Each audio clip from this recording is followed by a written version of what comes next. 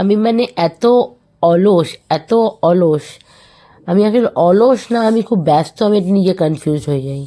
আমার বার্থডে এটা রাত্রেবেলার কেক, যেদিন বার্থডে দিন রাত্রে তো 12টার সময়, ওটার আগের দিনে ছিল, পরে নেক্সট দিন 11 নভেম্বরে সন্ধ্যাবেলা ছিল এটা। আমি এটা করব দেখে, মানে ভিডিওটা ছাড়বো দেখে এত এক্সাইটেড হয়ে ভিডিও করেছি, কিন্তু আমি ভিডিওটা আমার এডিট করে ছাড়াই হয়নি। আমার আজকে আমার গলা শুনে বুঝতেই পারছো, আমার খুব সর্দি কাশি হয়েছে, তো আমার শরীরটা খুব খারাপ। তোমরা আমাকে বলো, দেখতে পাচ্ছ কেন আমার ছেলেটা পাগল হয়ে গেছে। হ্যাঁ,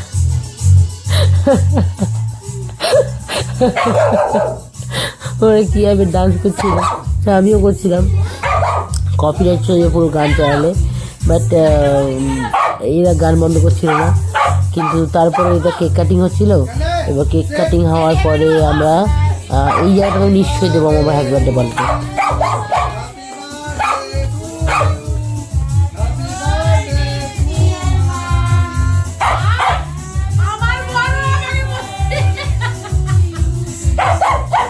এই ভুলটা হওয়ার সময় আমারও হয়, সবার সঙ্গে হ্যাপি বার্থডে বলতে গেলে কনফিউজ, যে আমি কী বলবো সে কী বলবে।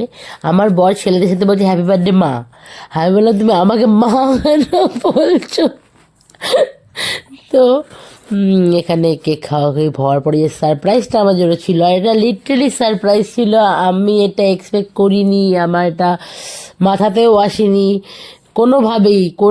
কোনোভাবেই সিরিয়াসলি, বাট এটা একদম আনএক্সপেক্টেড আমার জন্য সিচুয়েশন ছিল।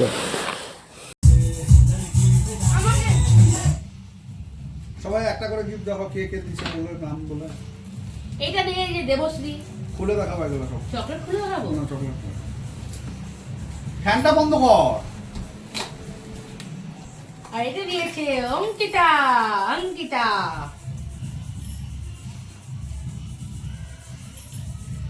এটা খুব সুন্দর। আর এটা দিয়েছে আমার বর। খুলে দেখাও বলে কেমন স্পেসটা। সোনা দারুণ স্পেস, সোনা দারুণ স্পেস। হ্যাঁ, ইয়া কি না, এটা সোনা। হ্যাঁ, বাহান্ন কেন দেখো বাবা পিছনে দেখো, ওইটারই এখান থেকেই বেরোইছে। এটা কখন আনলা? তোমাদের থেকে লুকাচ্ছিলাম, তাই জন্য কখন গেলা আনতে? ওকে নিয়ে গেলা? নিয়ে আসলাম রে। তাই জন্য বলছি, তারপর আমি লুকাইছিলাম না। তোমার একটা ছোট্ট লকেট দিয়ে বলে মালা। এটাও দেখো, এটাও দেখো। এটা আমার সরি, এই জায়গাগুলো আমার কথাগুলো একটু কম বুঝতে পারো, কারণ হলো আমাকে ছোট থেকে আমার বাবা বলতো আস্তে কথা বল, তোর কথা স্পষ্ট বোঝা যাচ্ছে না।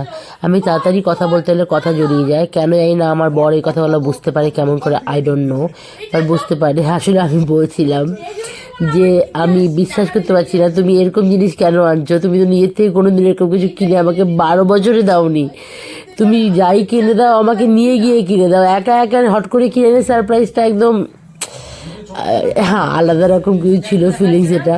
কারণ এই প্রথমবার আমাকে ও একটা জিনিস গিফট করেছে, যেটা কিনা সোনার জিনিস, সেটা আবার ও একা গিয়ে পছন্দ করে নিয়ে এসছে। ও কিছু কিনলেই বলে তুমি চলো নিজে পছন্দ করে আনবে, আমারটা যদি পছন্দ না হয়। আমার খুব শখ ছিল, আমি খুব বলতাম ওকে আমাকে কিছু না বলে নিয়ে এসো তো গিফট আমার জন্য, সে যাই হোক, কিন্তু এটা একদম